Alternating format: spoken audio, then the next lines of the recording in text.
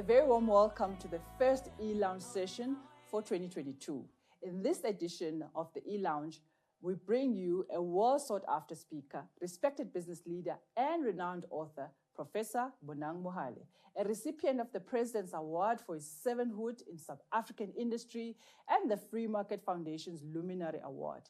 Professor Mohale, the Chancellor of the University of Free State, Professor of Practice at the Johannesburg Business School, College of Business and Economics, Chairman of both Business Group Limited and SBV Services, President of Business Unity South Africa, and former CEO of Business Leadership South Africa, amongst others.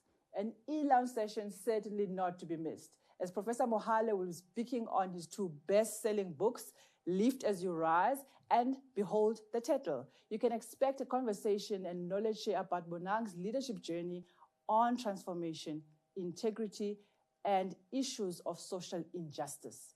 Insights and inspiration stimulate great conversation. The e-lounge is one of our knowledge share platforms anchored in our values of learning and leadership as the GMA. We do hope that you will tune in, you'll engage, and take away the knowledge from this great conversation. And remember, those who desire to lead should read.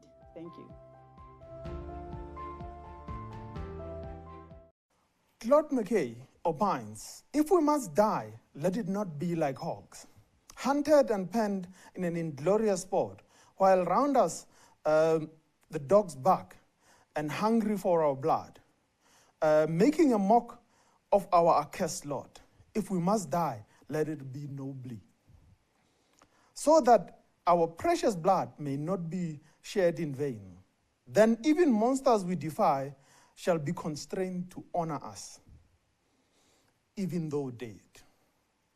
My guest today says, come hell or high water, he will speak out. Come the rising tide, he will speak out. He is one of those people that reminds me of the early movies of Superman when they would say, is it a plane? Is it a bird? In this case, we say, no, it's Bonang Mohale. The incredible Bonang Mohale, the CV reads like a specification for one of my incredible expensive BMWs. With all the options required, he comes with it. When it comes to leadership, we're talking the best in Africa. Welcome, Tate Mohale, and welcome to our conversation. For having me. Thank you so much. You've penned 2 books so far. You still owe me a third one, and we've had that discussion in our pre-meet. Lift as You Rise. Incredible title. If it me the first time I saw it, I thought, no, that's a book I need to own, because it is something. But then you said, behold the turtle. The one who only makes progress if he sticks his neck out. Before we get into you sticking your neck out, who is Prof. Bonang Francis Mohale? I'm glad that when we started, the metaphor is of death. It quickly goes to the 2 books. Let me confess up front that both of them are African adages, African pearls of wisdom. Lift as You Rise needs no explanation. It simply says, all of us at an individual level, not our organizations, not our churches, not our wealth, not our titles, must be committed to the upliftment of others. That's what makes us truly human. Behold, the turtle says, especially at these times, we all begin to die when we are silent about things that genuinely matter. That human progress, moving forward in space and in time, it's a dance, literally, with death. Because comfortable and safe in our own space, we don't go anywhere fast. But to move from point A to point B, we need to risk it all for the advancement, the betterment of those that are less fortunate than us. Therefore, Bonang Mohale is a young man who comes from Katlehong, who didn't even know that he was born poor. But Bonang Mohale today looks at himself in the mirror absolutely naked and says, because of the spaces I've been allowed to go to, because of the amazing blessings that I have, I can say I'm a change agent, a defender of democracy, and a social justice activist. Because that's what our forebears used to do. They didn't give it such big titles. Letsema, Gautrain. All of those are about together we can accomplish that which on my own will take me inordinately long. So today I'm called Chancellor of the University of the Free State, President of Business Unity South Africa, Chairman of both the Bidvest Group Limited and SBV Services. But when you peel all of that, you say, here's a young man who is still absolutely besotted with Susan Mohale, his childhood sweetheart, at the age of 17, when he dared to say, risking it all, would you marry me? I don't know what she was smoking. She said yes. Who's bore me two divine daughters, Nkgono Tshepiso le Nkgono Maneo. So the headspace is that of somebody who every day wakes up and says, how do I demonstrate beyond any shadow of doubt that I'm eternally grateful? Dr. Mohale, I am intrigued, and I also fear the statement you make a couple of times in your book. Poor women raise poor children. And I want to link it up to something else that is a love of yours, and what do they call it, that I have great respect for you about. Tell me more about this. It worries me. At the same time, it comforts me that a mother who was a domestic worker, who was an entrepreneur, has raised such an incredible... So there is hope there, isn't it? Absolutely correct.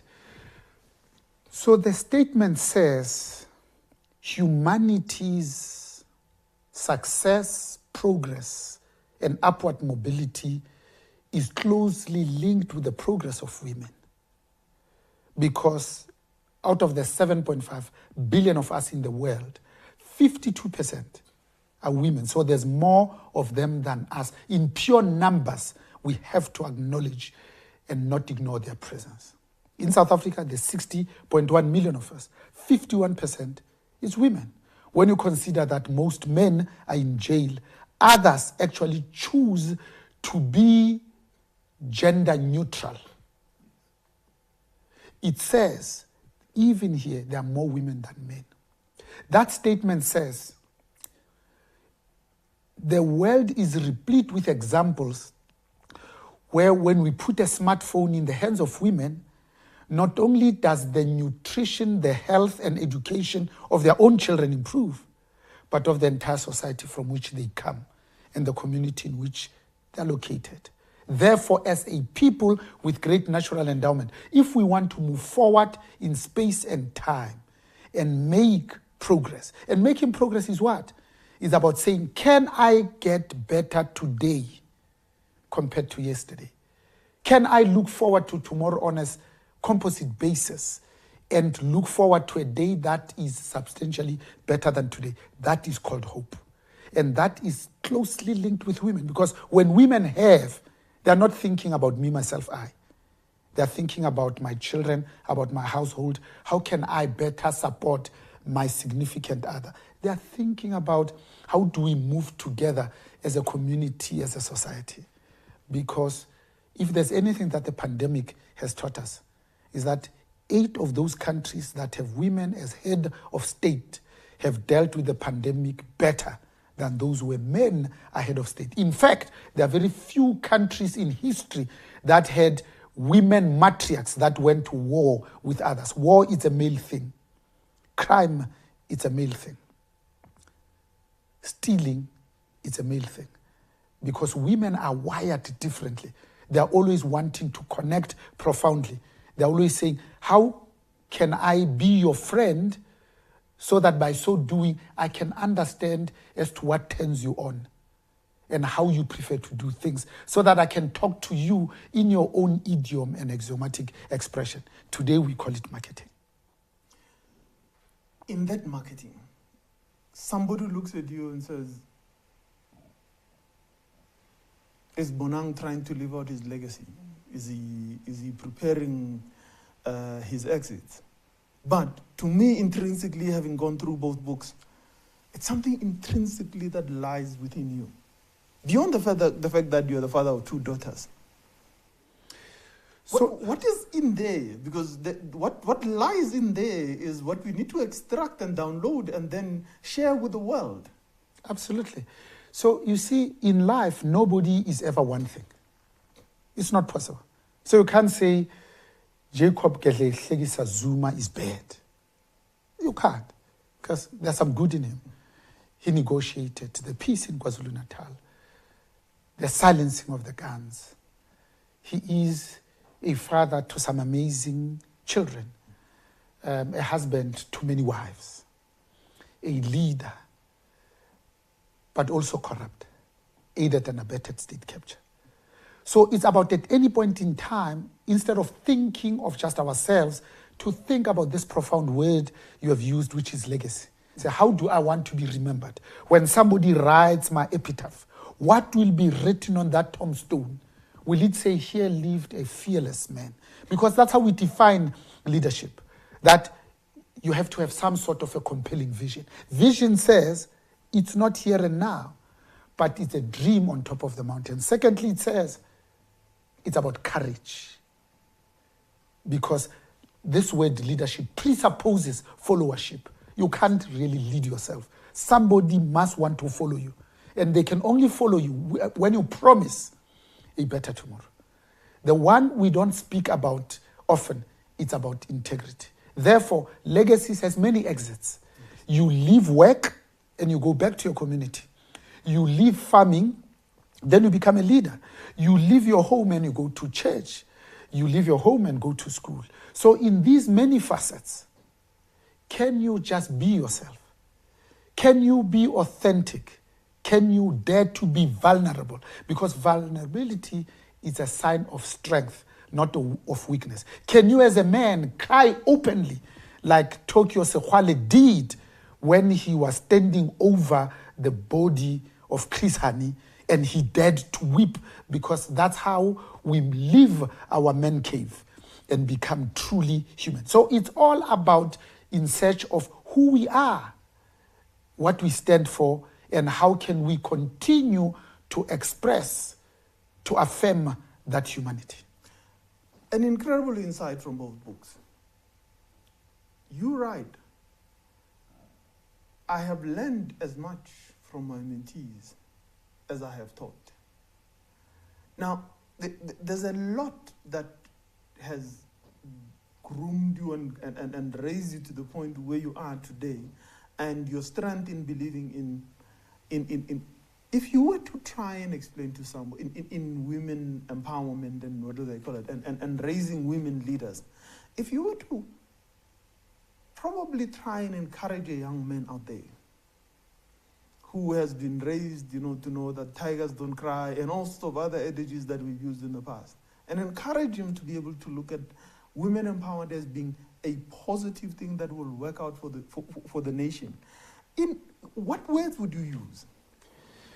I teach global MBA students. Yes.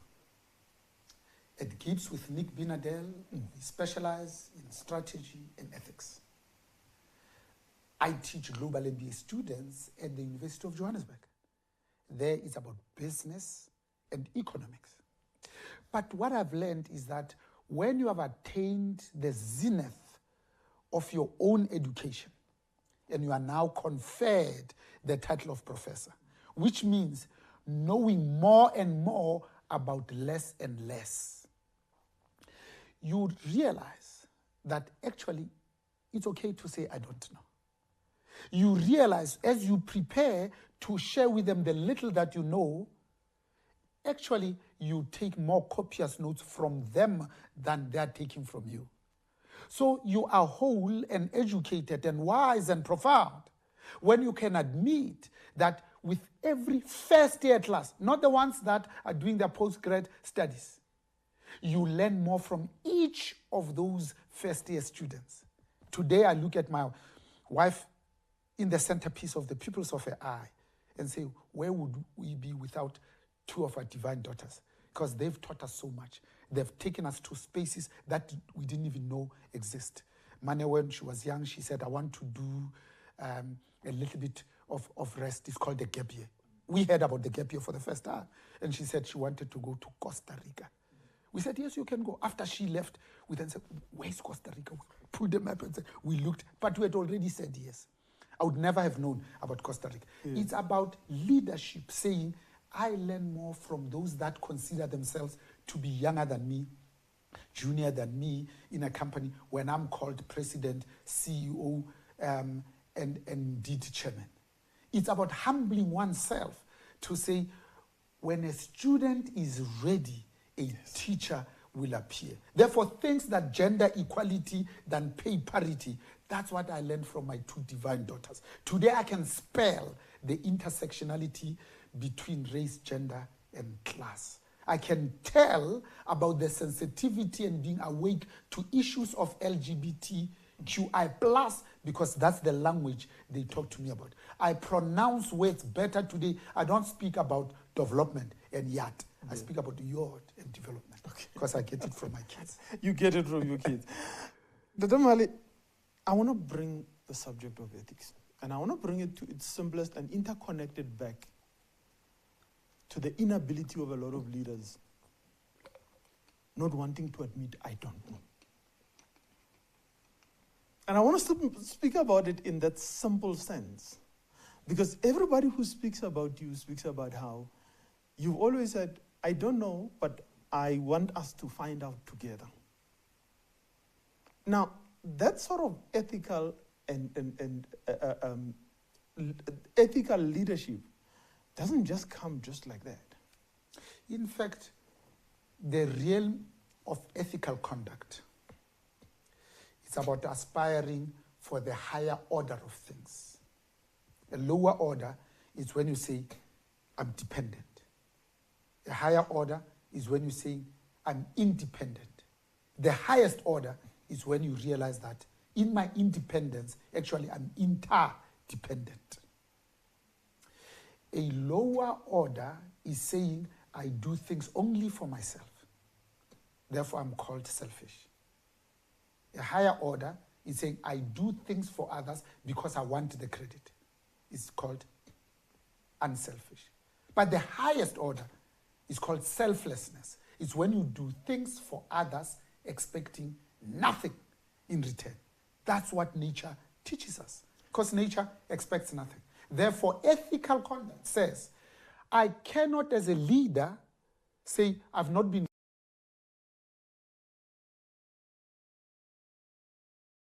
When you look at yourself in the mirror, you say, I subject myself to higher standards of principles of morality, of ethical conduct.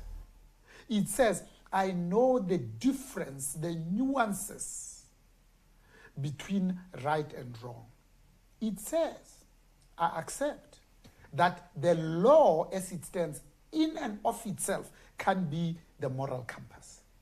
Because the people that heed Bantu Steve Biko and Franks were breaking the law. But the cops that killed them were obeying the law. Therefore, it's about saying, at what time do I accept that I can be so legally right and so morally wrong? Dr. Mohale, I hear you. Here am I, right now, I can see the young man or the young lady out there saying, but as a leader, self-preservation is something that probably comes with me from when we used to live in caves.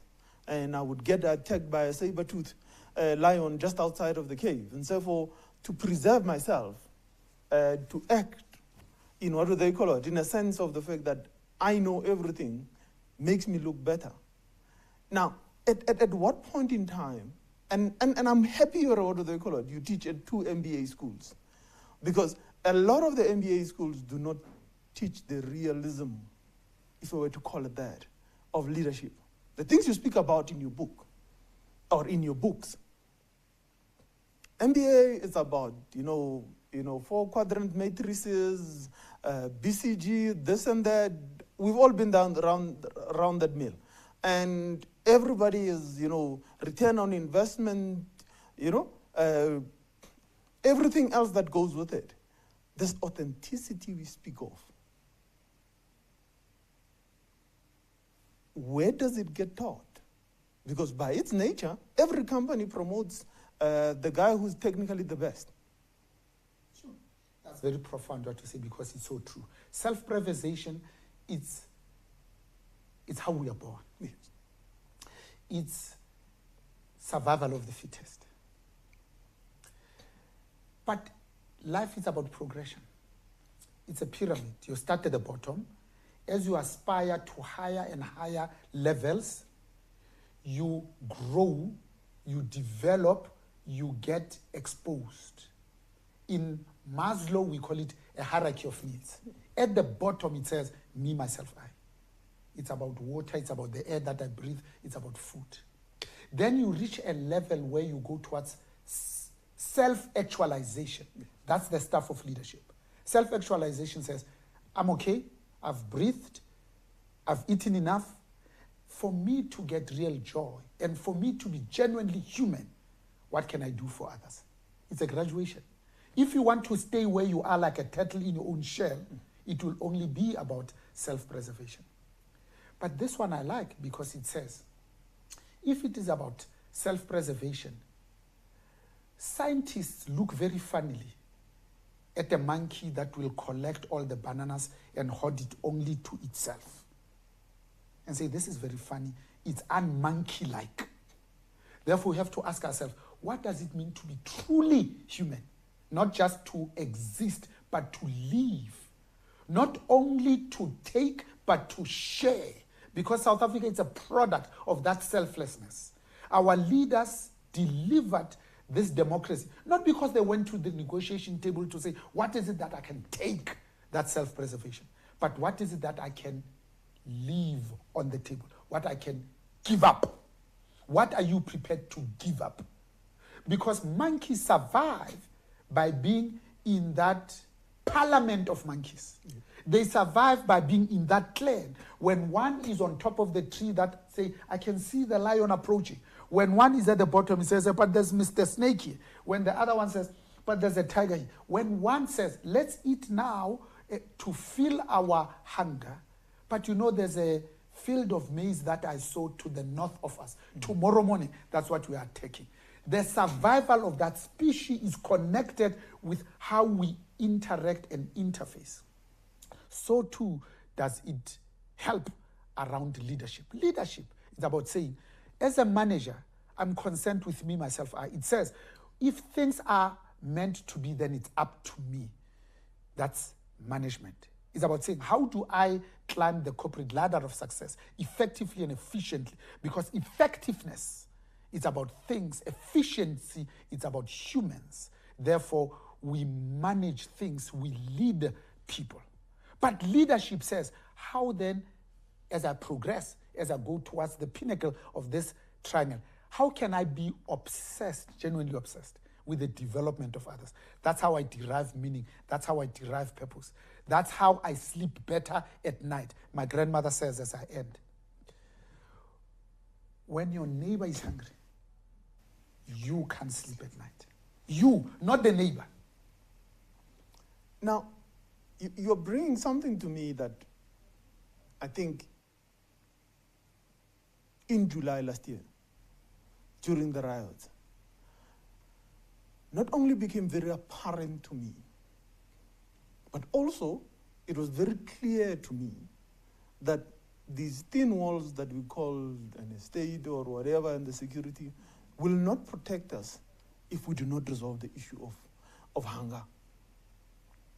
Forget what had sparked the issue and had actually brought on the match, but it created just a tipping point. If that pent-up anger wasn't there, we wouldn't have ended there. It would have just been, a flash in the pan and ended there. Now, I want to link it back to something that is important to me. And I think beyond everything else, that is the one fundamental thing that everybody speaks about you, says people development is something that is very core to you. And not in the corporate says we must now train the people and do this and that. You genuinely feel very strong about people development. I dare ask, where does that come from? But what actually brought it to the fore in such a way that you now drive it passionately as you do? Self-development, it's about self-preservation. Yes. If you're a business, you say, if the people that work for me can make more money, get higher bonuses, and have bigger long-term incentive programs, they will buy more of my products and services. That's business. Yes. Business says, actually, when I'm called a capitalist in Alexander, that I'm exploiting people. No. I want the people of Alexander to earn more money so that they can buy more BMWs. Okay. That's self-preservation. Yeah. That's self-interest. So again, it's the higher form. If you don't know, you say, no, if I make 10 rand, I must keep 9 to myself and share only the 1 rand. When you do that, we say you are being sustainable in the short term. But you see, higher form is how do we become resilient in the longer term? Because it's resilience that will save you and I. Self-preservation says people development matters much more because in your job as a leader, you are always saying, you know, the fruits of the amarula tree, it's not the amarula fruit itself. It's another amarula tree. If you are English, you will say, the product of an apple tree, it's not the apple. It's another apple tree. So we are in the business of developing other leaders. Because a leader doesn't say, no, I want to be a leader. I want to develop 10 followers. No. It's about saying, imagine if there were 10 Bonangs out there. No, if I'm the CEO of Otis Elevators 1996, I had 3,827 employees just at our Wadeville factory making the lifts, not at headquarters. Imagine if they acted like 3,827 MDs. Imagine if they acted like they own this business. Because leadership is about how do you duplicate yourself and have more leaders who worry like you. Will the company be still here tomorrow? Will the furniture still be here? Would they not have stolen the office one brick at a time? What about the photocopying paper? What about the pens? It's about imbuing the responsibility and embedding it in every single solitary one of the people who work for us to say, this is my company as much as it belongs to the MD. Let me end by saying, imagine if all of us took that posture that says South Africa belongs to all who live in it. 27th of January, 1955, we call it the Freedom Charter. But it also defines why our Constitution is the best in the world. Not because of the main body of the Constitution, but because of the one-pager preamble. Because it starts by saying, we, the people. Imagine if all of us said, no, this country belongs not only to this ANC-led government, not only to Labour, but it belongs also to you and I, Tsepo. And therefore, we need to say, not in our name. No, you can't do that. Because how are our children going to remember us? Maybe they're going to disown us. If we acted that way, that's the title of the second book. Yes. Behold the title. It's about being prepared to risk it. It's that realization as I end that says, actually the politicians, we put you there, we voted for you. We have the intrinsic power to call you back or to vote for somebody else. Rather than when they walk into the room, we stand up to attention and you go home and say, guess who I was with at the... take pictures. Yes, I was with the MEC of Economic Development in Alexander, and yet there are no such things as township economies. Yes. It's about saying, picking up the phone and say, you remember I voted for you? The sewage is spewing from our streets. There is no clean water And this is constitutionally guaranteed as one of the fundamental human rights. It's your job. You get paid for it. What are you going to do about it? So that you hold them finally accountable. Holding people to account. Before I go there, let me go to something that intrigues me beyond anything. Everywhere you've been, and I thought I had lost my mind when I walked into a lot of places and I started restructuring and rebranding. But now it just affirmed that I'm okay. I'm not alone. Everywhere you go, you've rebranded. Does that come as a condition? And I want to go back to BMF. And then come to, all the organizations that you've touched. You've not only rebranding for the sake of changing the logo at the door. The essence and the soul of the company changes, or the organization changes. Is that the essence of Prof. Bonang Mohale? It is. It's about human development. At Otis Elevators, Yes. first African to be MD of the world's biggest and oldest elevator company. 1996, 2 years into democracy. Carol Hunt is my executive assistant. When I leave, she's on the exco looking for after HSSE. The only woman in the world in 198 countries where we have a presence, in 222 countries and locations where Otis has a presence, who herself is not a lift mechanic. But she manages the portfolio of HSSE as an acronym for health, safety, security, and environment. Because in lifts, if you get it wrong, you kill people. I leave an African MD. I fast forward quickly and I go to Shell Oil Products Africa, where I am the group CEO and chairman of Shell Oil Products Africa. But I'm the vice president of upstream globally. Yes. And I leave Mebab Ramakubed, who's our CFO. I leave Me Tabile Mulukume, who's head of legal.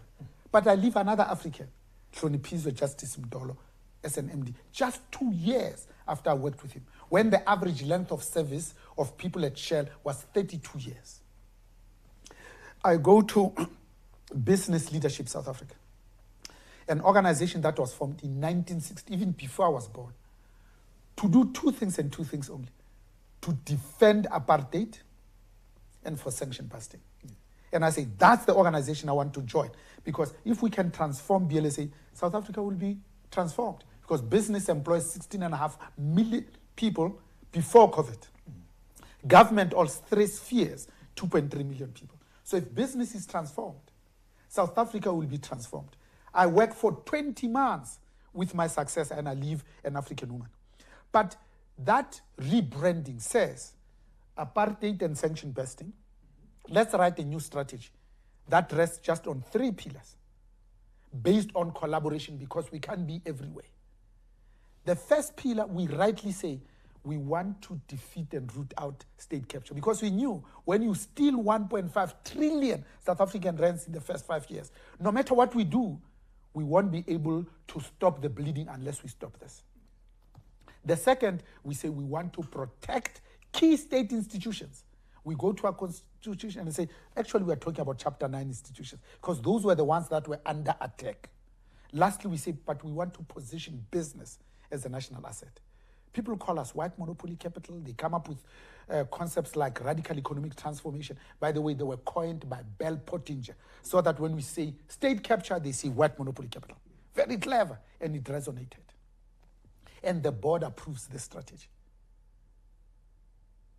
to transform, to break fundamentally with the past, so that the future they represent has no bearing to the past that they're replacing. This is a metamorphosis. This is a pupa that becomes a butterfly. The two don't even look the same. This is the tadpole that ends up being this ugly frog. There is absolutely no resemblance. So we went there in 24 months to say we are going to eat this monster from inside. To do what? So that we give effect to this notion of social justice. To say we will never be able to sleep when the majority of South Africans are living in self-perpetuating vicious cycle of abject poverty. That you can't live in Alexandra just 2 kilometers across the bridge from the richest square mile of real estate in Africa, and yet you are destined for poverty.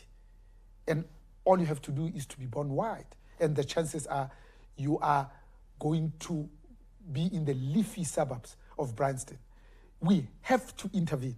We have to do something strategic. We have to remind ourselves of the higher order. We have every hour to say, this that we are doing, how far is it taking us towards improving the quality of lives of the majority of our people? Because that's how I understand Rolihlahla Nelson Mandela and Oliver Reginald Tambo, who were middle class, had a law practice in downtown Joburg in Chancellor House. They could have left us alone, but they said, we are prepared to give it up and spend 27 years in Robben Island. So we can't, as business people who drive BMWs, who get highly paid, forget that our reason for existence, our raison d'etre, is to say every day, every hour, how to improve the quality of lives of the majority of the people. The person who was my driver ended up being the head of ICT. The person who was looking after the grounds as a groundsman, that's a gardener, ended up being the driver to the CEO. The lady that was the receptionist, who was reading for her law degree, ended up being in our communications department. It's about being intentional. It's about being purposeful. It's about being deliberate. Because when white people are thinking of a supervisor, they're thinking of other white people. So it will be a sad day when Africans, when they're thinking of a supervisor, that they also look at white people. Who's going to look after our very own? Dr. Mohale, you've spoken about these things. You've spoken about a lot of places where you've rebranded things. Every time you want to rebrand, fear overcomes a lot of people. How does Dr. Mohale sidestep the fear? It is so real. It is there. It's palpable. There's a time when you're just about to walk into that boardroom and you've been thinking about these things at night and you've written down a few notes, but it's all there and you can see where you're going. How do you overcome the fear? And I'll get to my second question, but how do you overcome the fear? So first, it's about saying fear will never disappear because that's part of who we are. It's about making fear my friend. It's about living with it. It's about public speaking. It's like public speaking. The butterflies never disappear. No. It's about learning how to live with the butterflies. Put differently, the leaders amongst us are not the ones that are praying that the storm must be over and pass, are the ones that are saying, how do I learn to dance in the storm? Therefore, rebranding is about saying, of course I'm fearful, but it's about reminding oneself to say, as Africans, we are much more than what we've become. It's about saying, behold the turtle. It only makes progress when its neck is stuck out. When you stick it out, it is possible that the bird of prey will plug your head and you die. Yes. It's about saying, but death takes us to a different form. It's not in and of itself an end. Because even in being buried, you are like a seed. It's for you to regenerate. When you are thrown in the deep end, it's not to drown. It's to purge yourself, and how you wash yourself, how you renew yourself, how you look at yourself differently as a leader and say it's about not being self-centered, but being the other-centered. I go back to what I said earlier. The people that get promoted are normally the ones who are the strongest technically.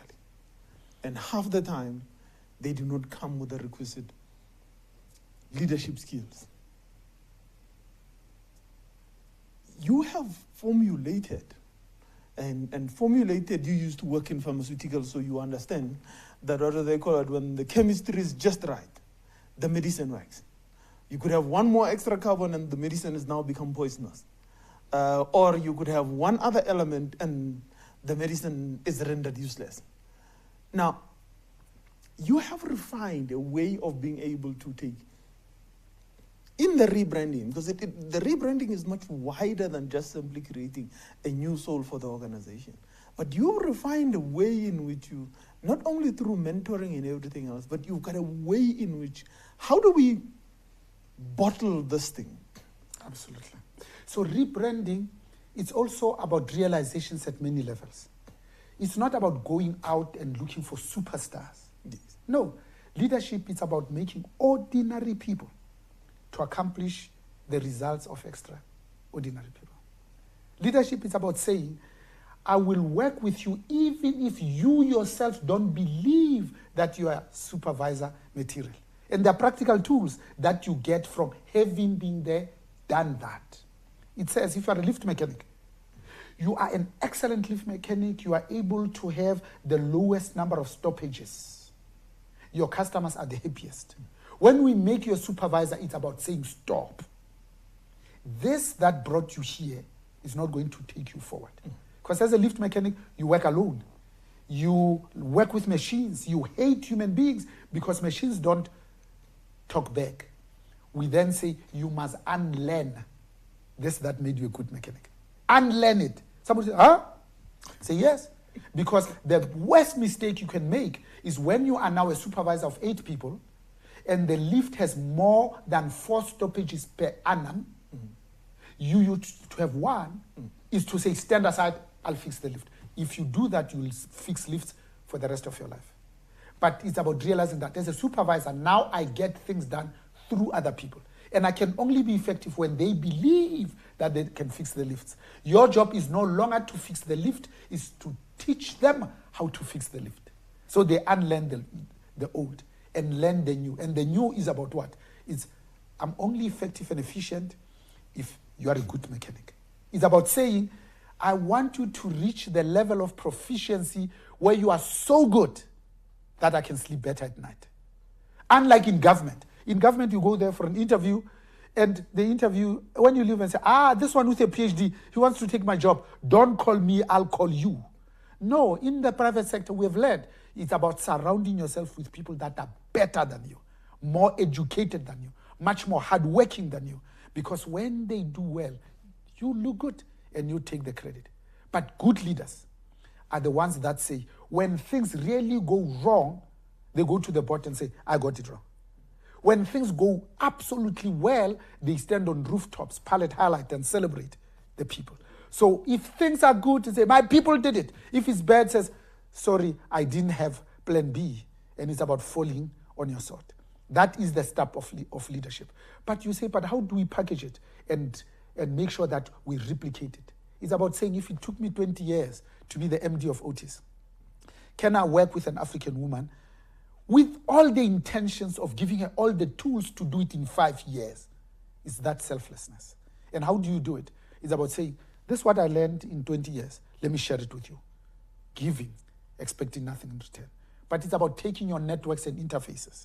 So when they say, but I want to be able to call Standard Bank, you give them the details of Sakumzi Maqozoma, who is the deputy chairman of the Liberty Group.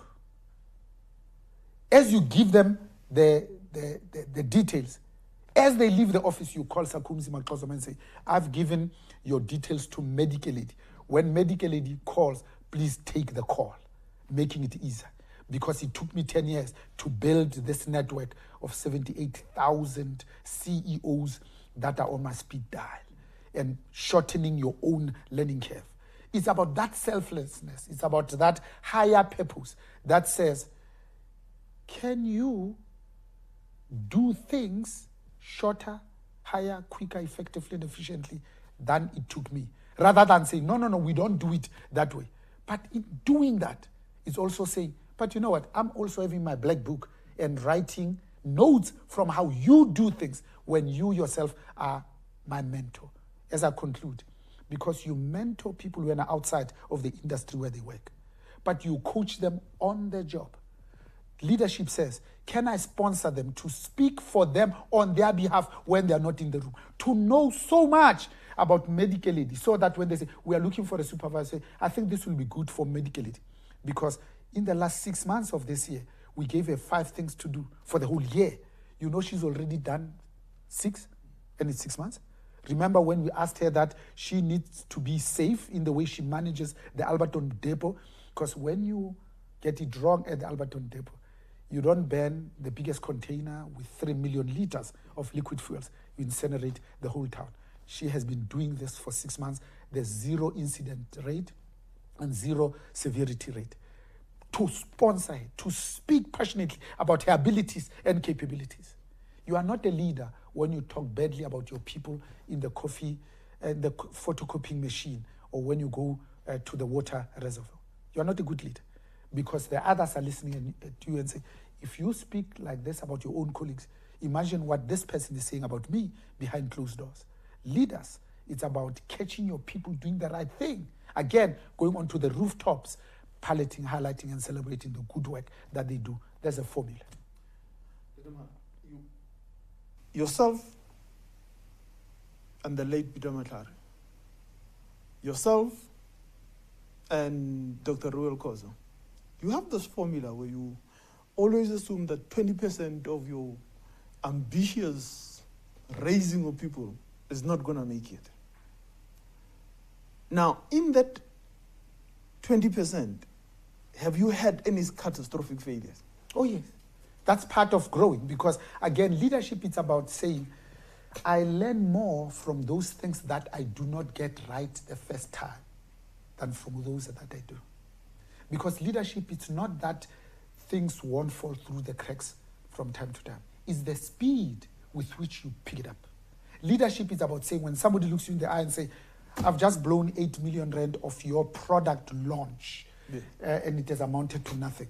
Here's my letter of resignation. I say, this is the best MBA you just got. Now you're not going to lose me another 8 million rand because you have learned through that action. Leadership is about saying, you create space for your people to learn. And you learn by getting things right, and some you don't get right. It's not about getting angry when people have not got it right. It's about raising the level of your argument. It's about raising the level of your rationale. It's about raising the level of saying, what learnings have we extracted? Because that's what we do in board meetings.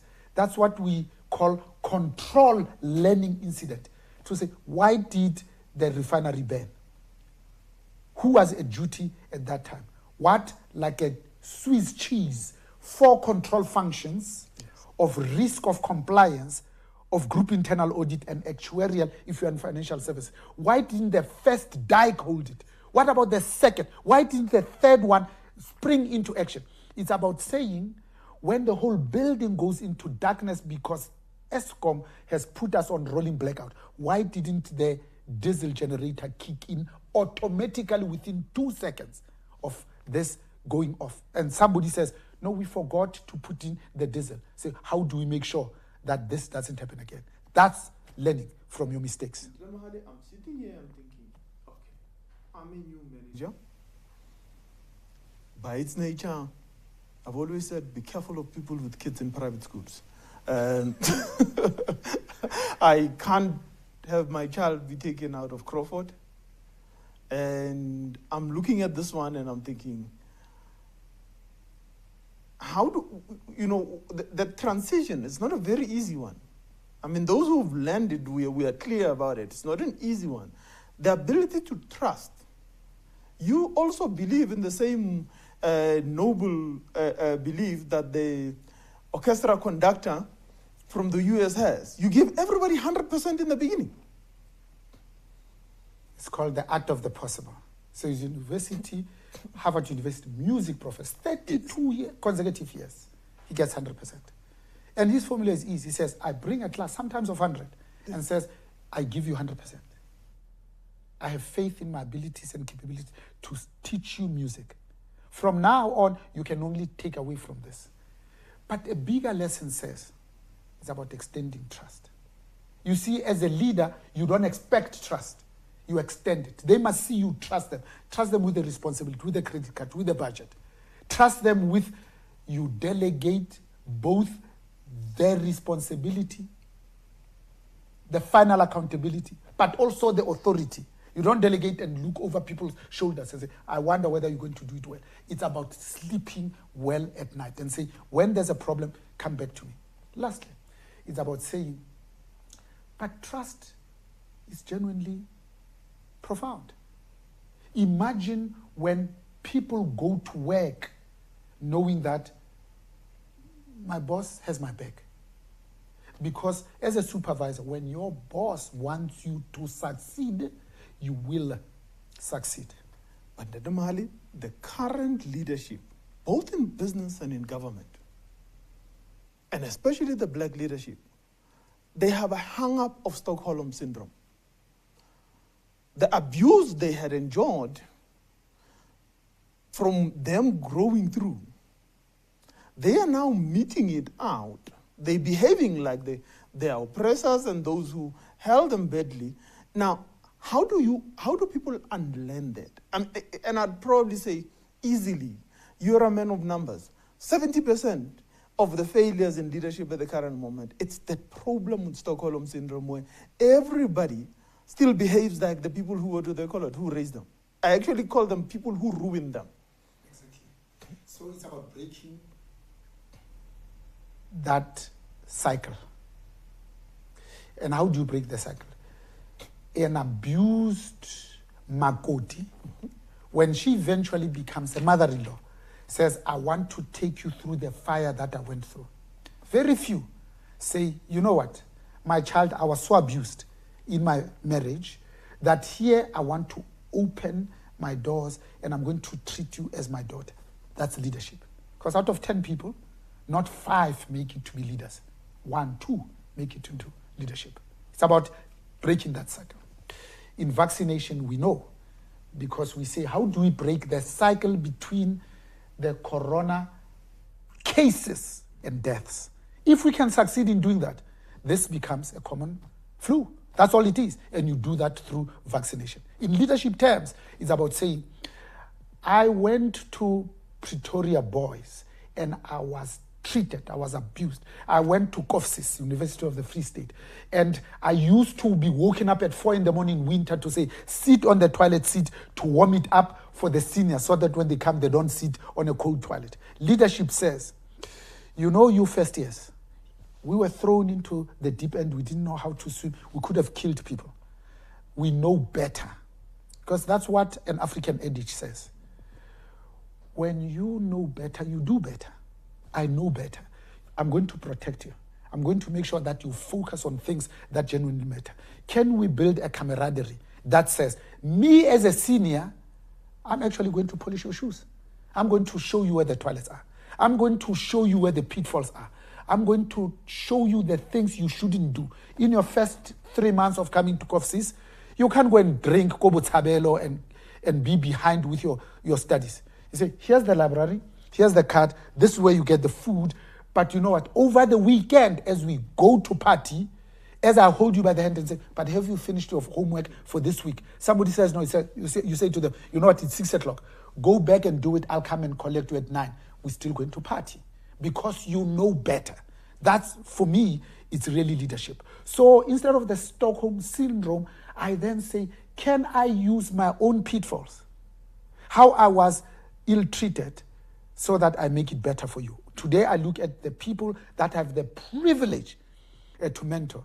And I say, I was managed badly. I'm going to lead differently. Because you see, as an African, you cannot be asked to renounce and therefore denounce your Africanness. I know that there are some people who leave at 4 o'clock in the morning to take a Padco bus, only to start work in Joburg at 8 o'clock. And I know the consequences that they leave every day when it's dark. They come back every day when it's dark. Therefore, they don't see their children. That these kids might as well be parentless. So when they come 10 minutes late into my own board meeting, I don't look at them funny. I understand. And it's that understanding that says, can I reschedule the entire board so that it doesn't start at 8, but at 9? But because I'm sensitive to gender, I know that women wake up in the morning having prepared my suit and my white shirt the night before, having made sure that my kids have their lunch boxes packed and pre-packed the night before, so that they are showered in the morning to be dropped off from one school to the other. Therefore, as a progressive manager, I would never have a meeting that starts at 8 when I've got women leaders, because I know what they have to go through in the traffic. I don't have to. I worm myself into a clean shirt. I go to the office. And when these women come back 10 minutes late, I'm the one that looks at them funny. When we allowed women out of the 5 days to say, which day do you want to work from home before the pandemic? And they chose Friday. Productivity went up 37%. And when I asked them, but why Friday? They said, if I take Friday off and I work from home in my pajamas, Friday, Saturday, and Sunday, I can see my kids. I have a long weekend. But the work got done. When I shared this with Mario Abajo, who was my Spanish boss, he says, the facts speak for themselves. You know what? I'm going to do this in Madrid. That's leadership. Your grandmother taught you how to cook, and your mother reinforced the issue. In their wisdom, they said to you, when Susan is sick or is not well, you have to be able to fend for the family.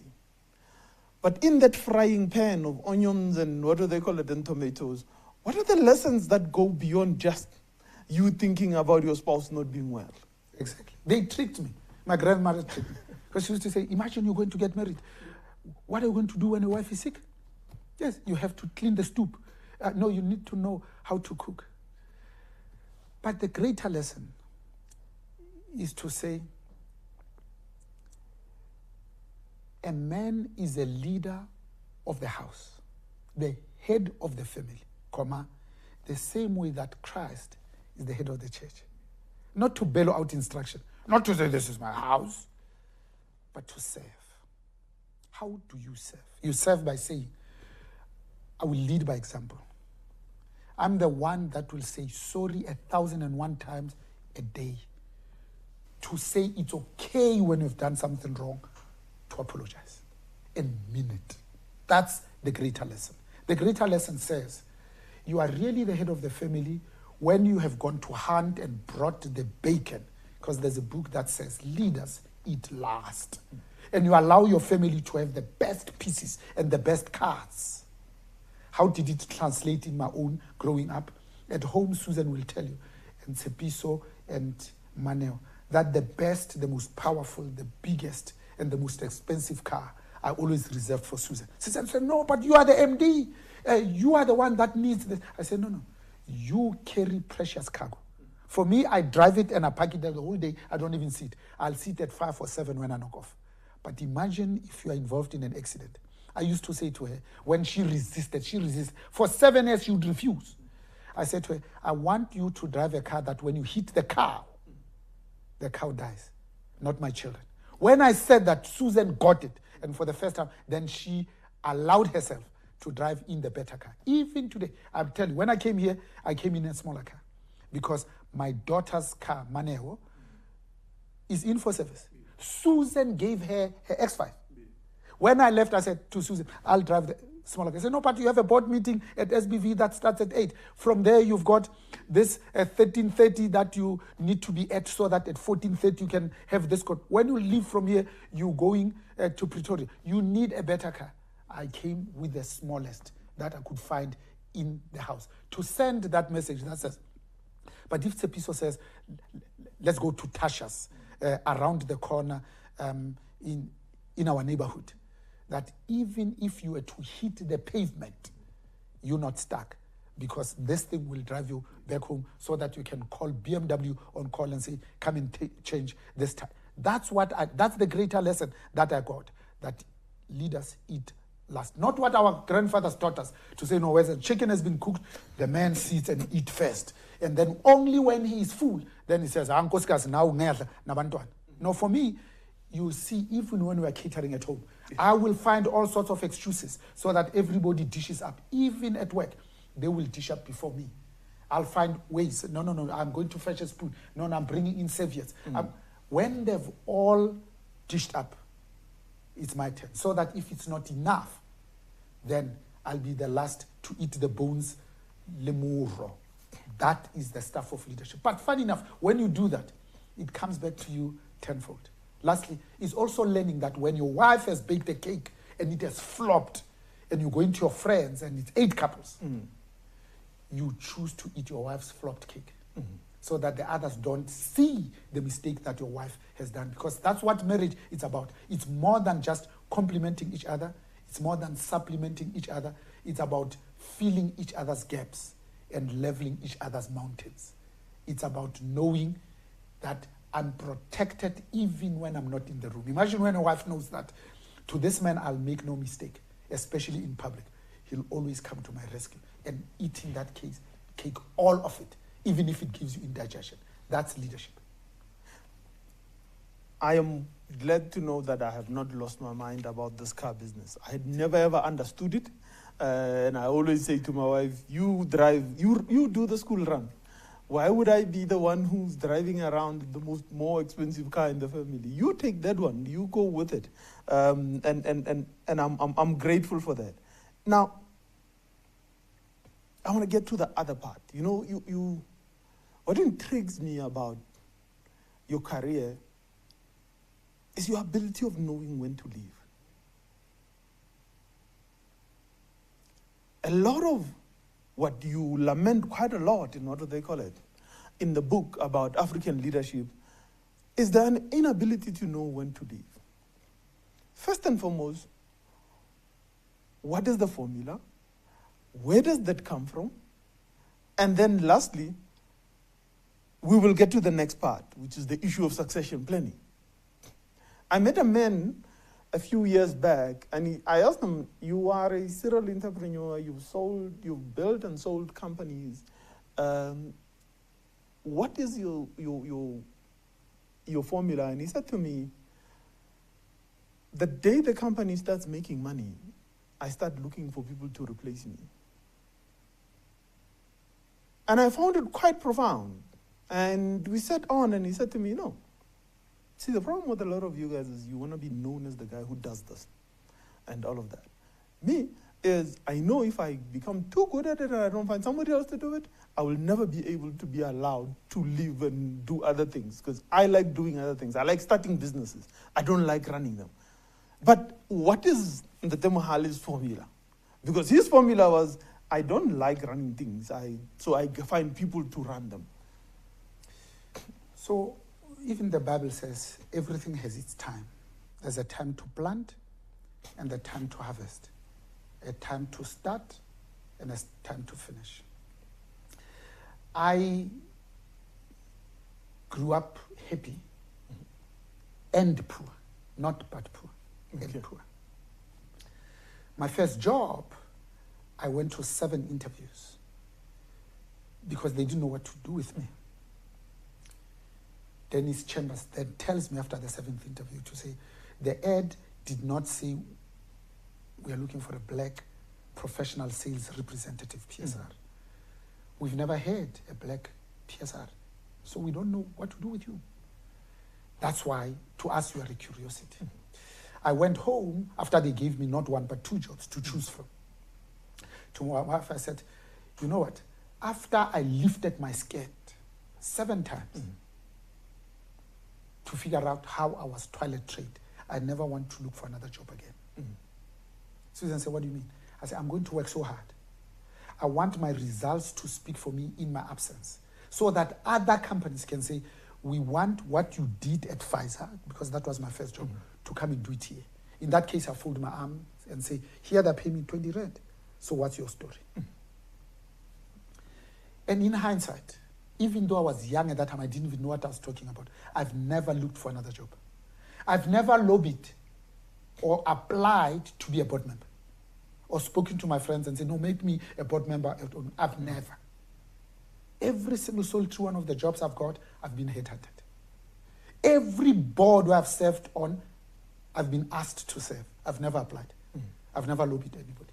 So this lesson said to me, now I must make it my job to go and look for good blacks and headhunt them to come and help me in boards, to come and help in the companies that I work for, so that they don't have to go through the trauma that I went through of 7 interviews.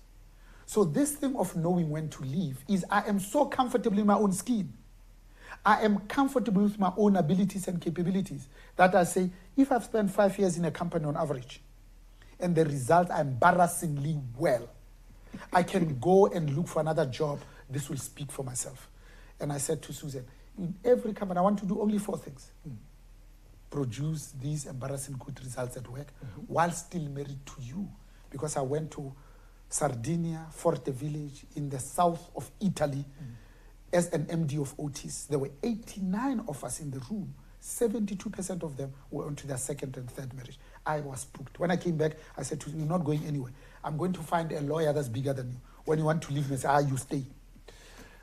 But the lesson to me was, I still want to be the one that celebrate our 50th anniversary. 24th of August last year, we're happily married for 40 years. That's an accomplishment for me. But I say to my daughters, getting married is not an achievement. But they understand where I'm coming from. The third, I said, I want to spend time with my community because they made me who I am.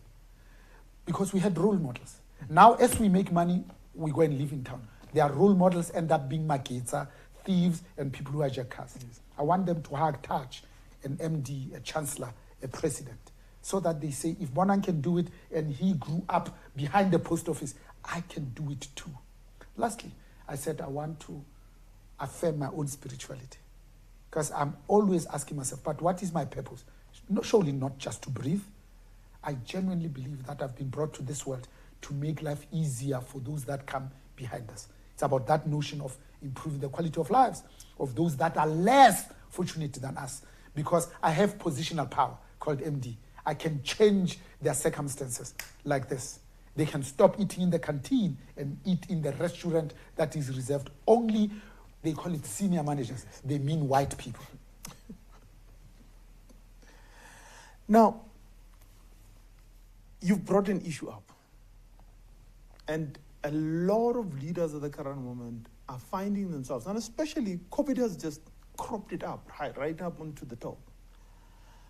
Beyond mindfulness and empathy, people are struggling with the issue of spirituality and leadership.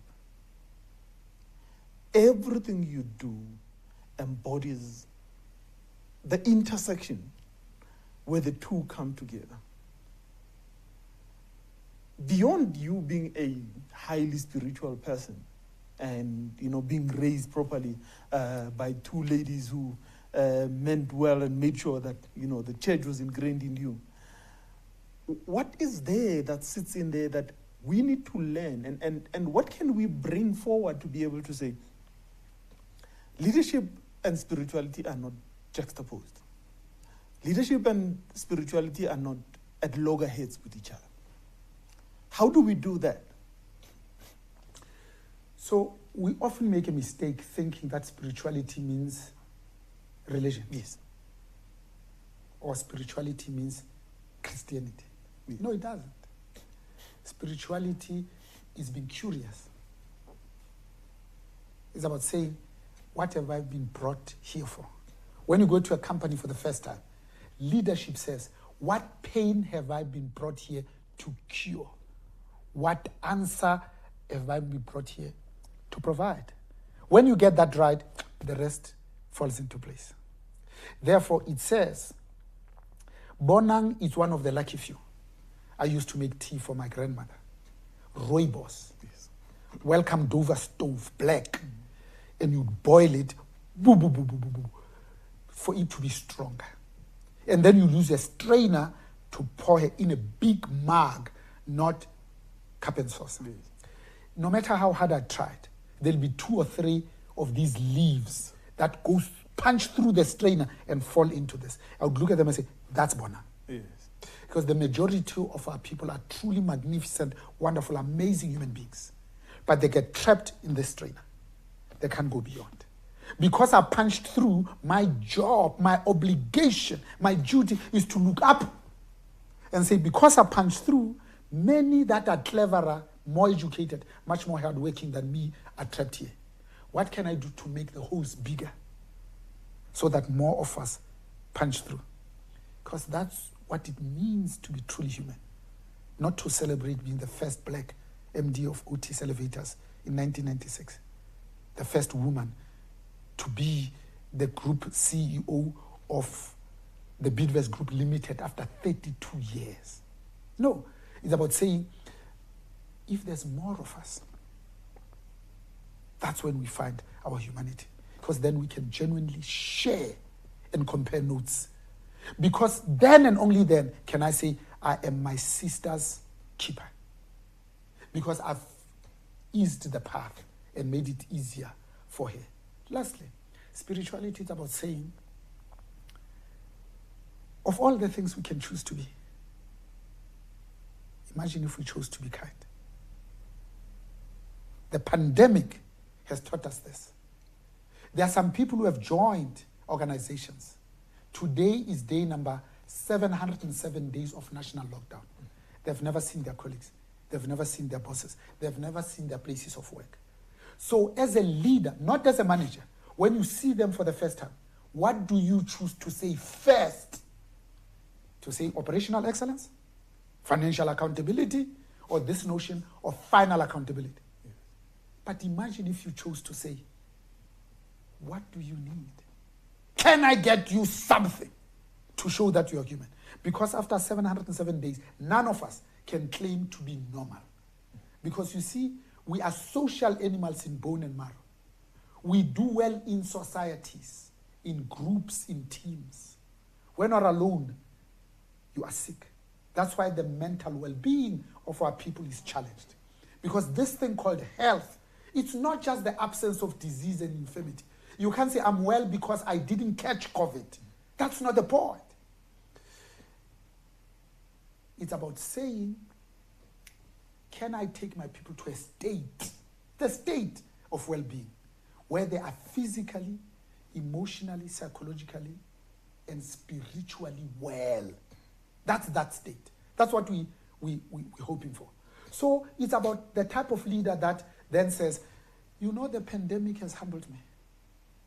Before the pandemic, it was about me, myself, I. Now I want to hug another human being. I want to be in other people's presence. It's about, as I end, saying, I know what it feels like to be in the presence of dignified greatness from the black pool of excellence.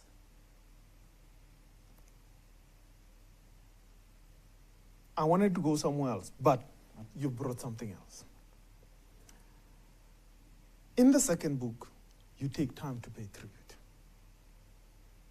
to a great lot of people that you have touched your own life. You have touched their lives too. And in essence, because we know a lot of people who relate with the rest of the people that we both know.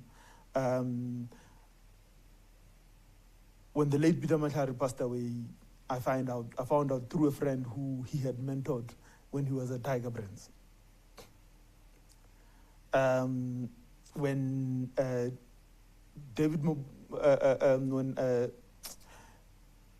Shabalala passed away, I found out through somebody else who we had interrelated with and had been counseled, and we sat at the same table at one of the dinners of a company we will not name because of now they've gotten themselves involved in all sorts of other things. But it is in that sense that interrelation with a lot of people. You've had tragedies, but I think the one of Ndate Mabuza on Ndate Shabalala passing away, was a big one that touched you. In what way did you reflect on your mortality as a person and also bringing back to the spirituality as a human being? Sure. That's so profound. So it's counterintuitive. The Japanese say, before you become a millionaire, make somebody else a millionaire. Imagine. So what the pandemic has taught us is to value, appreciate our own mortality. Because you say, Jabu Mabuza was young. He wasn't poor. He could afford private medical health care. But he still passed away from COVID. Ntate Matlhare, I knew him personally. I know the family. I know the sisters. They are very well brought up. I know he's passionate about people development. He was young at heart.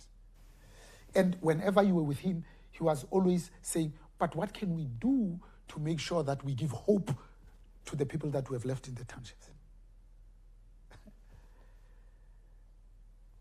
So what the pandemic, to bring this aspect of spirituality, and you connect them so nicely, has taught us is that a child that's not embraced by his own village will burn it down in order to feel its warmth. Imagine if we just hugged them so that they can experience the warmth instead of burning the whole village. The 2 weeks in July, that on the 19th of July, of rampant looting or insurrection, taught us that. So there were 3 groups. A smaller minority called the Dirty Dozen are the people who agitated and orchestrated for this to say, how do we sow mayhem so that we don't go to prison? Another smaller group is the group that says, you know, we are just common criminals. We'll be opportunistic. We'll take a flat screen and try and put it in our car, even if it doesn't fit. A large majority, almost 80%, is the people who were genuinely desperate. And that's your and my fault. Huh? That's your. And even if you talk about vaccine rollout, again, it's 3 groups of people. It's the anti-vaxxers, you can't change them. Then it's the people who, it doesn't matter what you say to them, they say, because of health, religion, whatever, they will not be. But the large majority, and again, 80%, is the people who could benefit from more information. And information is probably you and I. To take people out of the self-perpetuating vicious cycle of abject poverty, you and I. Because we can do something just by sharing. Because Oprah says, to those whom much is given, much more is expected. It's that responsibility. You can't say we've got the best constitution in the world. It gives me rights. In just the preamble, before I even get to the body, and it talks about this notion of democratic principles, of social justice, but of fundamental human rights. And you look at that section, it says fundamental human rights, and you say, it's my right of speech, of association. And you forget that it says freedom from hunger. So, for me, when you bring the two, I say, my grandmother says, until and unless lions have their own storytellers, stories about hunting will always glorify the hunter. Put differently, history is always written by the victors. History is always up to the temporary occupants of the corridors of power. Our own lived experiences are not told by us, but by others. So the people that I pay tribute to are those that I know personally, that have touched me, have influenced me, have contributed to who I am today. So for me, it's personal. And I say, when Dr. Jabulani Albert Mabuza dies, I don't want to read about him in the Chris Barron last page of the Sunday Times. I want to tell other blacks about where he comes from and how he became much more than what we are told. It's about piloting and highlighting the blackness in us. That African, it's not a sin. That it's not true that everything that is bad and backward and heathen is black. That everything that is good and progressive, it's white. It's a lie. It's a myth. It's man's own creation. It's about seeing a life in a grain of sand and a heaven in a wildflower. It's about holding eternity in the palm of your hand and seeing infinity in an hour. It's about saying, I know there is a place where God is like a veil that is everywhere. And that everywhere is now. And that everywhere, it's you. So what am I doing? To lift as I rise. Because there is nothing more powerful as an exercise for the heart than extending a hand down and lifting another human being as you rise. Not when you have risen, not when you have the title. It says, as a business, we are trusted twice as much as government. So how do we use that trust? Because even fiduciary responsibility is defined as the duty of care, skill, and diligence, but also the duty of trust for these companies to be trusted by normal society. Therefore, business ought to continue to do well by doing good. Because when business does well, society generally does well. That business cannot continue to be an island of prosperity in a sea of poverty. That when business creates jobs, it's not in and of itself. It's about creating markets of the future. It's about saying to our leaders, when you are a leader, servant leadership. It's not a leader with many servants. It's about saying the best amongst us lead with the heart of a servant. It's an approach, it's an orientation. It's about humbling yourself. It's about washing their feet. It's about serving. It's about providing service delivery. It's about saying, can you run a state-owned enterprise or a state-owned company that's profitable and you are an African female CEO? Of course it's possible. Going back to succession planning. Meaning well, with all the spirituality at heart, I sometimes struggle with the fact that the ability to think in a structured manner. Sometimes I cannot extract it. And when you sit at the level where you have raised most of the leaders, that is one key aspect of capability that needs to be brought forward by the individuals you recommend. Yes, a lot of them would have come already inherently with the capability, and you've seen it in them. But in the ones that you start from scratch and you build up, how have you managed to be able to build this ability to think in a structured manner? I mean, looking at you, you can straddle strategy, detail, numbers, the emotive side of life, or what used to be called the softer skill, which is now the skill that everybody needs, and the pandemic has shown us that.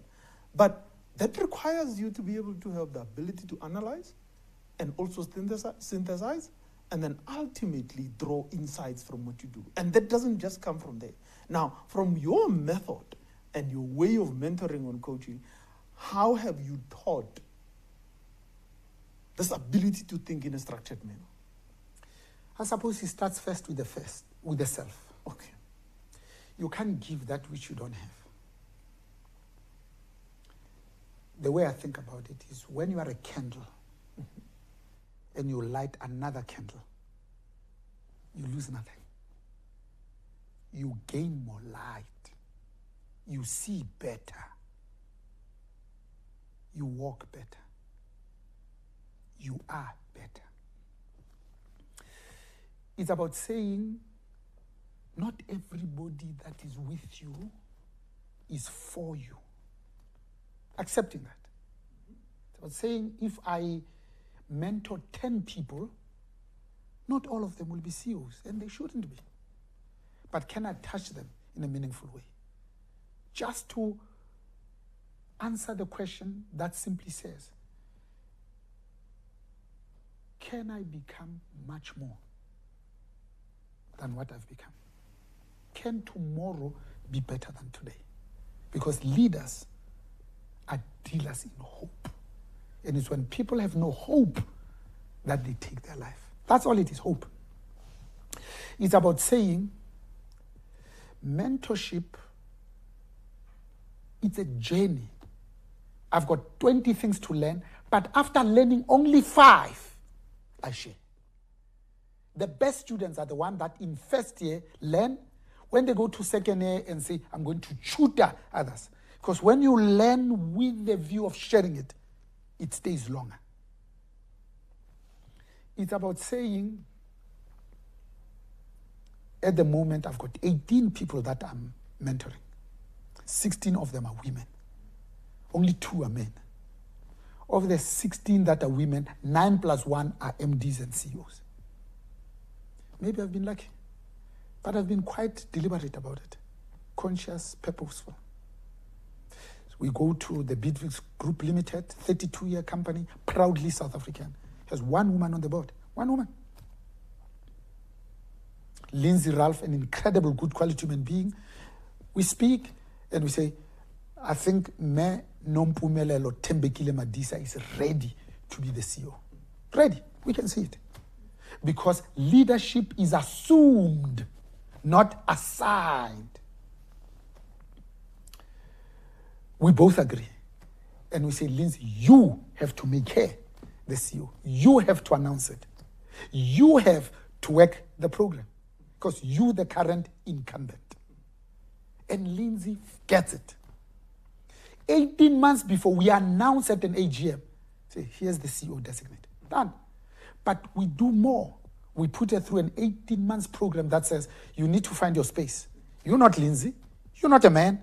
Don't come here and be masculine and start wearing suits and talking tough and telling us where to get off. It's this femininity that we want. It's this softness. It's this ability to get the numbers. This ability to profoundly connect. It's this ability to genuinely care about your people. It's this ability to go to our operations. 135,000 employees at that time, 7 divisions, one of the top 40 companies listed on the GSA. Nompumelelo has not been there for 2 years. The board is 83% black, 75% African women. There's somebody who gets it. You gave her the opportunity. She ran quicker than we can because she created an environment that is more receptive to having more black people and more women. But look at the results. If she was doing better in 2022 compared to 2021, we'll say brilliant. But her results are better than 2019 pre-COVID because she's focused on things that genuinely matter. Her motto is, we put people first. In everything that she does, how is this going to affect our people? How is this helping our people? How much are we paying our people? How are we improving the quality of lives of our people? In COVID, how are people doing at home? When we bring them here, how are we ensuring that they are safe? Fumigating, making sure that the social distancing, that they're washing that access. Focusing on the people, the results came. So that structured thinking comes from, can we look at things that are important beyond that, beyond just, I have a job, I can pay my bond, and I can pay my children's private education. No.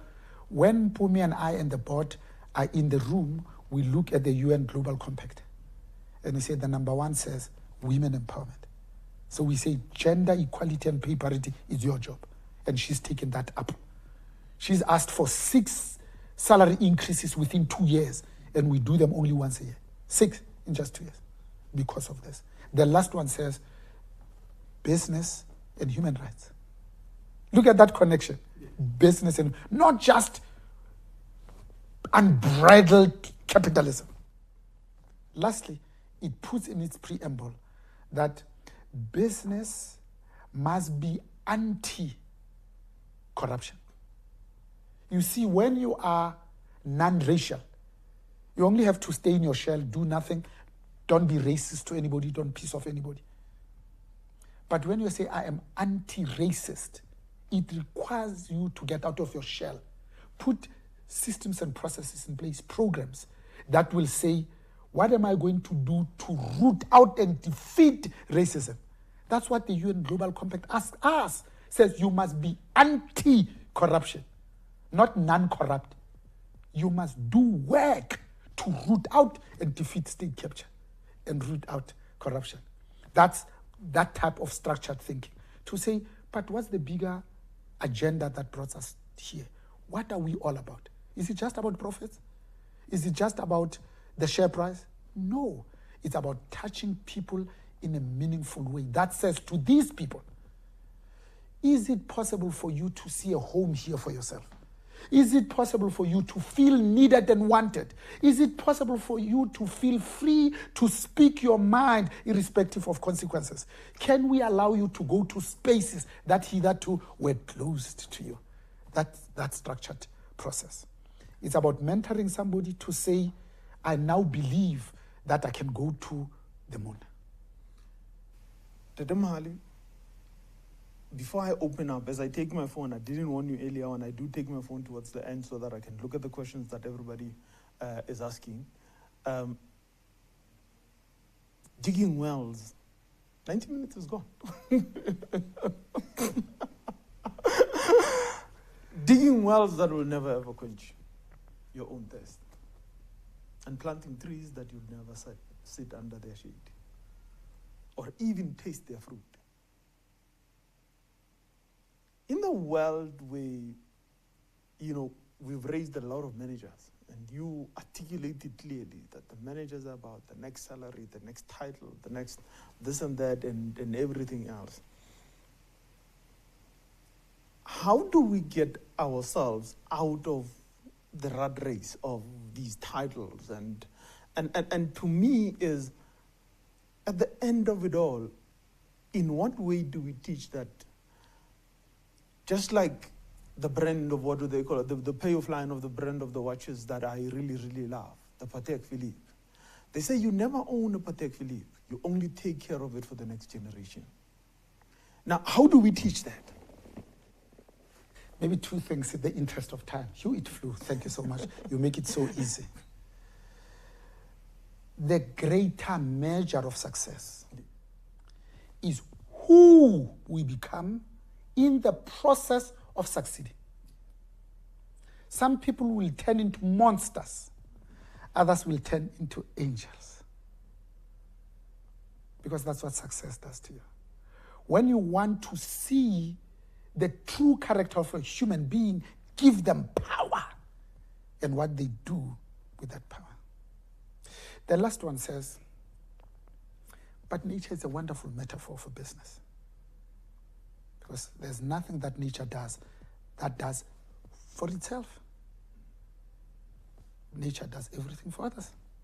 The sun always rises from the east, sets to the west every day, even when it's overcast and even nobody sees it. But it does it because it knows it's my duty to do this. The rain falls in the dusty hills of KwaZulu-Natal, in Mondlo, and Kandla, and Msinga, and Mutu. But also in the deserts of the Kalahari, where it might be less appreciated. Nature says, that's why rivers don't drink their own water, trees don't eat their own fruit, the sun doesn't shine because itself needs the vitamin D.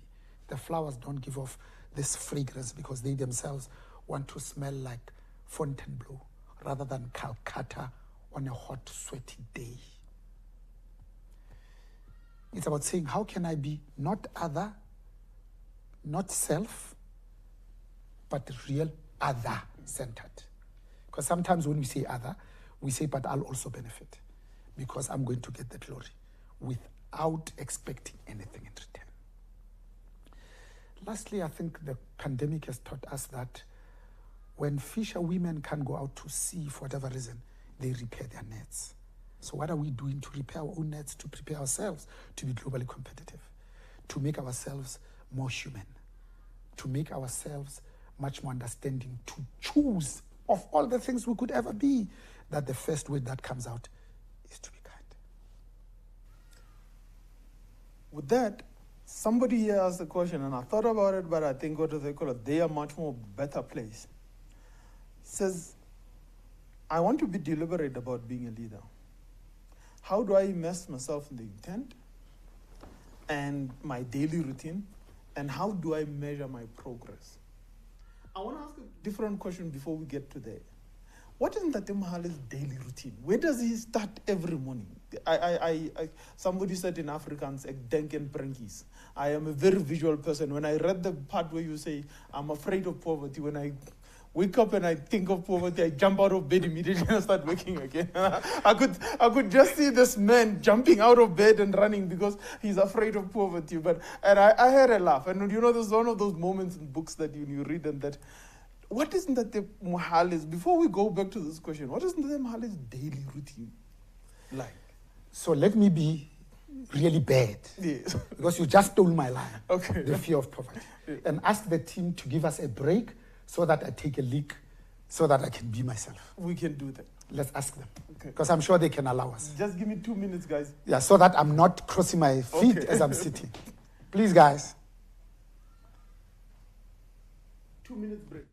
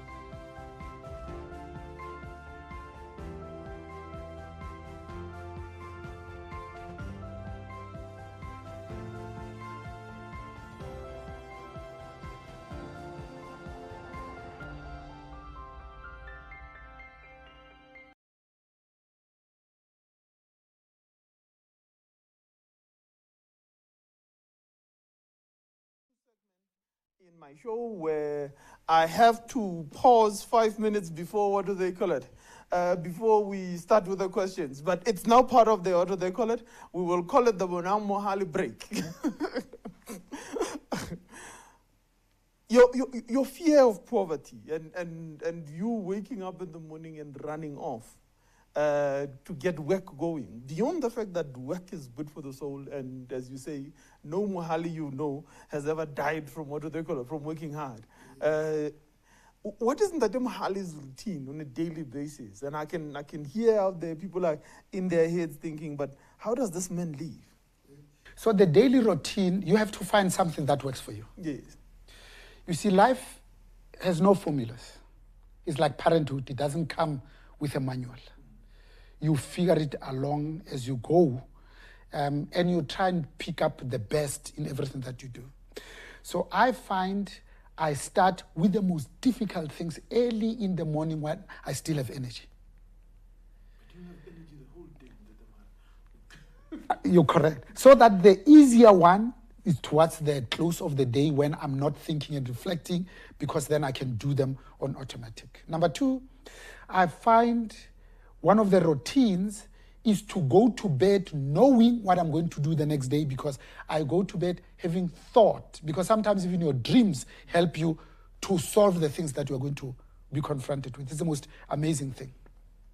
Thirdly, try and be in the company of people that you aspire to be like. Put simply, if you've got grade 12 in your village and you spend the time with people who have only standard 6, you are limiting your own growth because you're not stretching yourself on a daily basis. Imagine if you spend your time in the presence of people who've got degrees. Because then you say, these are the people I love, I admire, I want to be like them so that I can emulate them. It's constantly. Lastly, when you do those 3, you are actually saying, in fact, you are what you repeatedly think about. So if you think you are a failure, you are a failure. If you think you are a success, you are a success. Put differently, whether you think you can or you can't, either way, you are right. Because both success and failure are products of the mind. But there are some simple things. Keep a journal.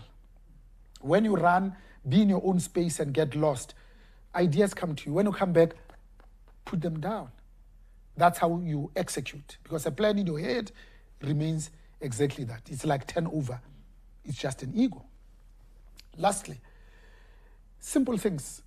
I said leadership is about having vision. It's about courage. It's about integrity. But it's more than that. It's about extending trust. It's about starting first with the who and then the what. Because when you have good quality people around you that are better than you, they will help you out, figure out what is it that you are supposed to be doing here. Lastly, it's about palleting, highlighting, and celebrating others. It must be so easy and automatic to you. Some people don't want to tell that you are good, that you know you are excellent with strategy, because they think it takes away something from them. As a leader, you are required to give these affirmations to others, because it's amazing when you do it to others. Some people go home and say, I didn't know that I was this good. You have to do that. I remember for me to get into leadership, I listened to the late Maduke Lottenlof being interviewed on radio. It wasn't even called Talk Radio 702 at that time. It was just 702 and it was playing music and was being interviewed. And I said, such an articulate, self-confident African who knows his stuff. Who's this guy? And I was an MBBCH student at Wits Medical School.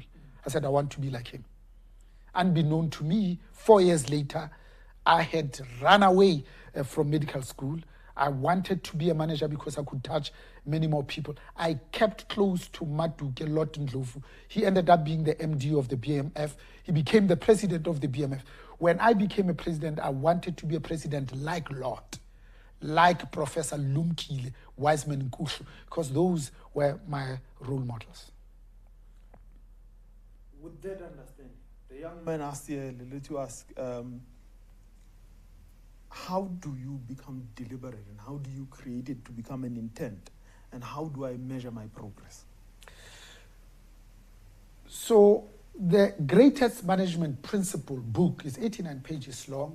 It talks only about two principles. One, it says, that which gets measured gets done. That which gets rewarded gets accomplished. So writing it down, it's so that you can say to yourself every day, I've written 4 things. Tomorrow, you tick one and say, I'm left with 3. That's progress. Because there is nothing as propulsive as a pat on the back. Your pat on the back is to tick stuff off. Lastly, how then do you inculcate good behaviors, and how do you become deliberate, purposeful, intentional, and deliberate? It's about when something needs to be done, to look at the higher form. How can I be selfless rather than just unselfish? How can I be interdependent rather than independent? It's about looking for those linkages, interactions, interfaces that say, together we can accomplish that which on my own will take me inordinately long. Lastly, this is the one, again, that's counterintuitive. Extend help. First, give. Give. And when it has, give some more. At some stage, somebody figures it out to give back. I grew up in a household where I never heard my father say to my mother, I love you. I've never heard it. Now, I say it 3 times in the course of the morning to Susan. And it's just the 2 of us in the room until she says, now you are beginning to embarrass me.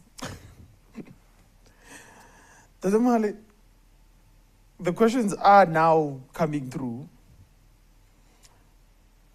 Somebody in one of the books retorts that, and I met a young man who said he once heard you speak for almost close to 3 hours, and you had nothing written down. Well, everybody assumes you have nothing written down, but I have learned to be able to understand that you prepare. And clearly you prepare. You have the thoughts there, you just have the ability to keep them in your head, and what do they call it? Not necessarily. Now the question is, how have you trained your mind to be as crisp as it is? I mean, I would have met you in 1996 down in Devon, and you spoke, and I would have met you today, which is almost close to so many years, more than 20 years later, and I look at it and I go, this man remains as clear as he was from the first time I met him.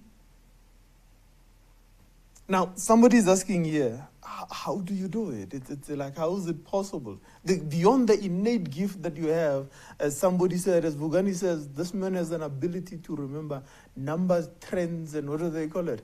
And dates in a manner that is just amazing. How do you or probably, how do we teach the skill? So the way I think about it is, learning is nothing but repetition. Okay. So if you are going to give a talk, I start by just writing 3-4 points to myself, notes to myself, just these 3-4 points. And then I leave them. I come back to them, I flesh them out, write them out, my thoughts, write them out. And the 3rd and the 4th day, I go back to the 3-4 points. So I started small, expanded, and end small. So that I accept to myself that I'm prepared. And therefore, I can show up prepared. Because the most amazing thing, confidence is gained through competence. When you know you've done the work, you've prepared, you show up confident. So let's not be afraid to do the hard work. Lastly, when you start, I said the butterflies never go away. You just learn to cope and manage them better. But they're always there. I can feel the butterflies now. So get into the habit of finding a buddy. My buddy is Susan. So I've got a difficult presentation or even bored. I say, Sue, do you allow me to abuse you a little bit? Let me make the presentation to you. And you just listen. Even if Susan says nothing, I've gone through the presentation twice. In the morning of the board meeting is my 3rd time. It is that repetition I'm talking about. But more often than not, Susan, being the amazing partner and leader that she is, leader of my household. She would listen and say, but what about this? It needs to be something out of the blue that I never thought about. And she tells me she hates business. But most of my business solutions I got from talking to her. So as I structure it so that I sound clever, it's about asking yourself maybe 5 things in your job as a leader. One, to say, what's my purpose? Where do I want to play? How do I play to win? What skills do I need and who's going to help me? And really concentrate on who is going to help me. Because often help comes from unexpected quarters. I learn more from my 2 divine daughters than anybody else that I meet in business because they are just themselves. To me, I'm not a president, I'm not chancellor, I'm just their dad. And they want time with their dad.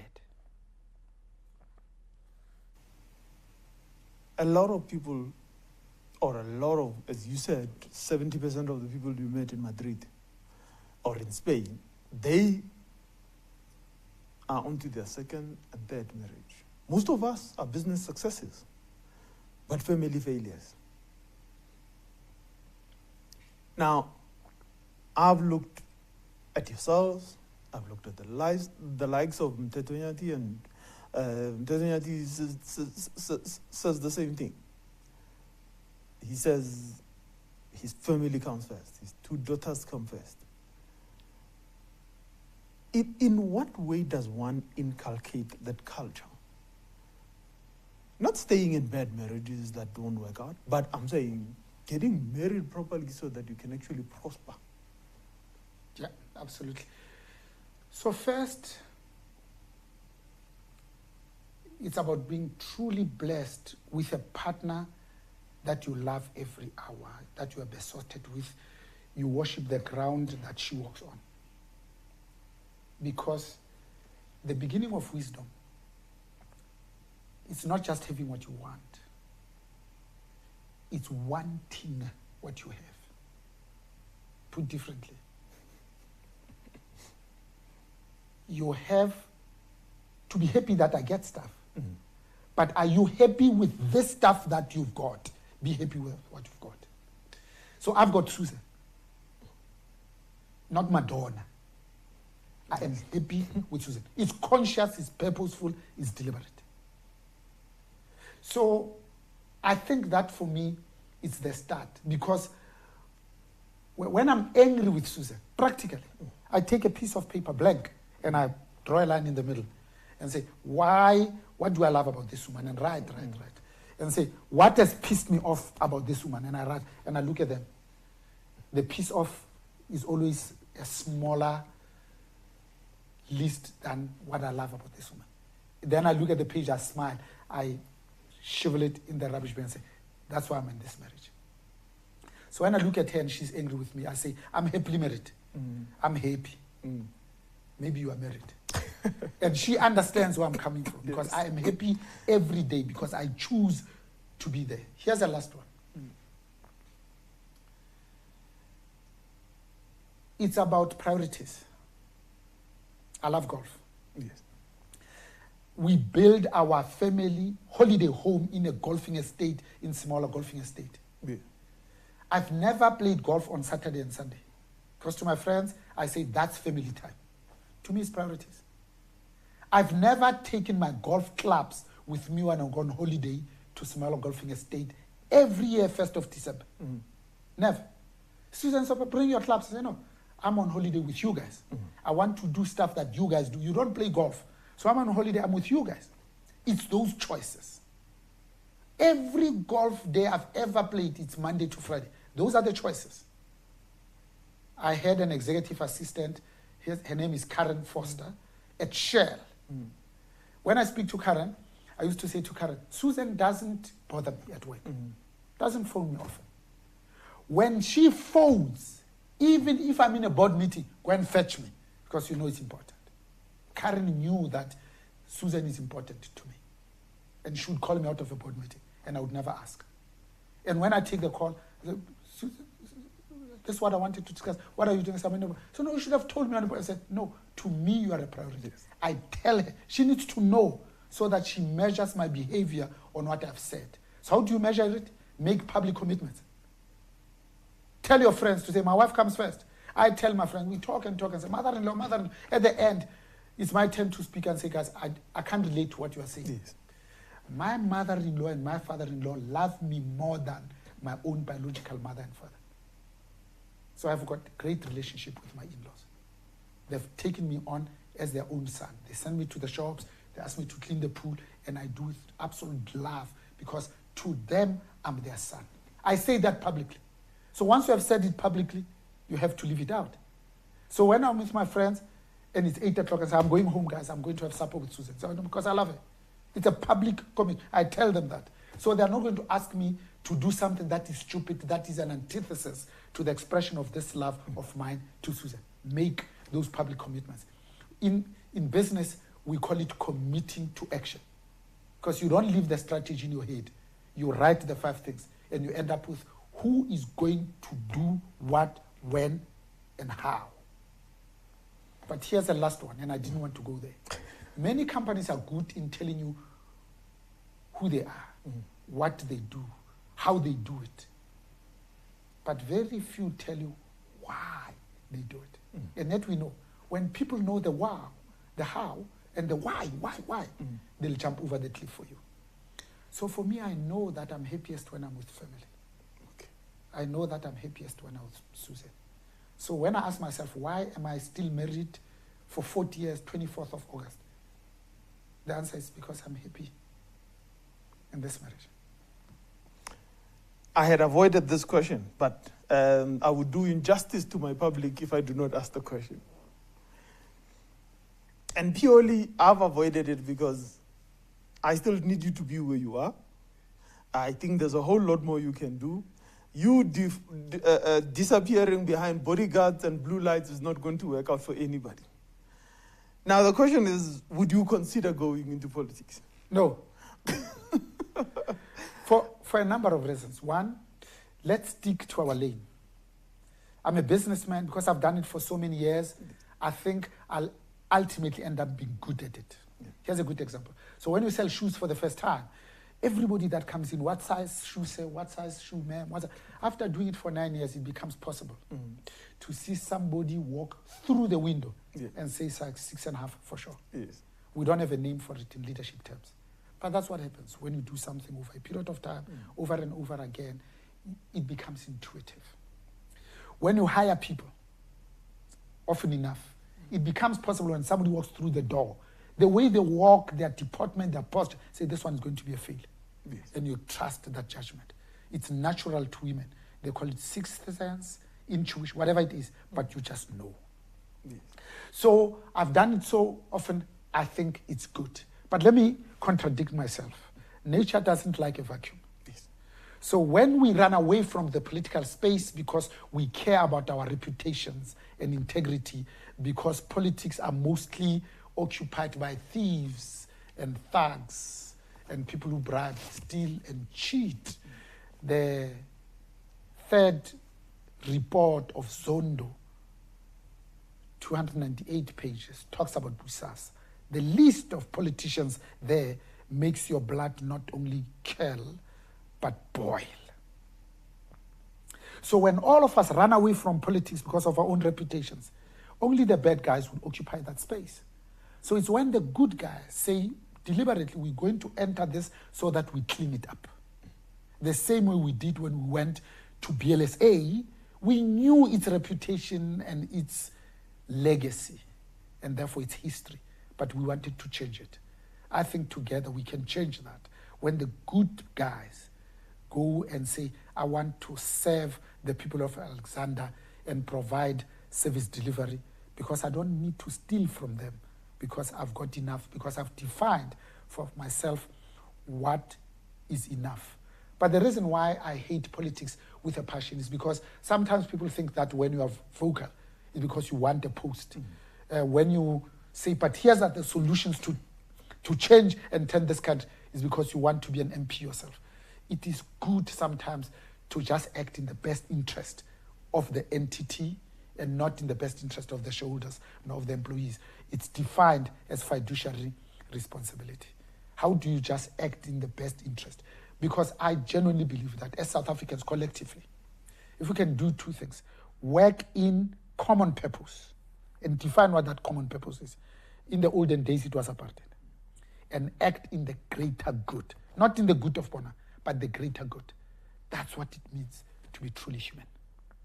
Tata Mohale, me and you can talk until the cows come home. The cows are coming home. But before you go farming and tend to your cattle and what your mealies grow, what is the last thing you will do before we allow you to go and retire, to go and, be able to be in a space where you can think better and write more books and then write my last book that I need? Yes, the autobiography. Yes.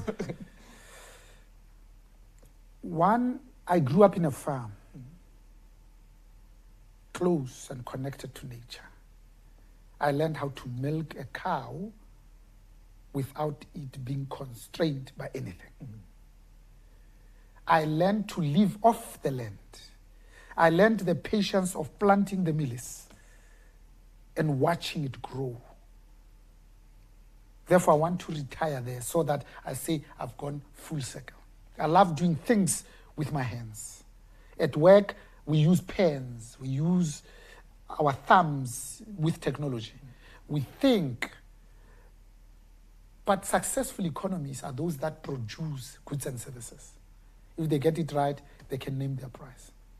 Germany is the European Union's #1 economy because they've learned this trick. They catch them young and teach them to be motor mechanics. And look at the type of cars they make. Mercedes-Benz, BMW, Porsche, Audi, Volkswagen. Because you don't need grade 12 to build good cars and maintain them and service them. In South Africa, I think we've forgotten it. All of us are obsessed with academia. We want to be called professors and doctors.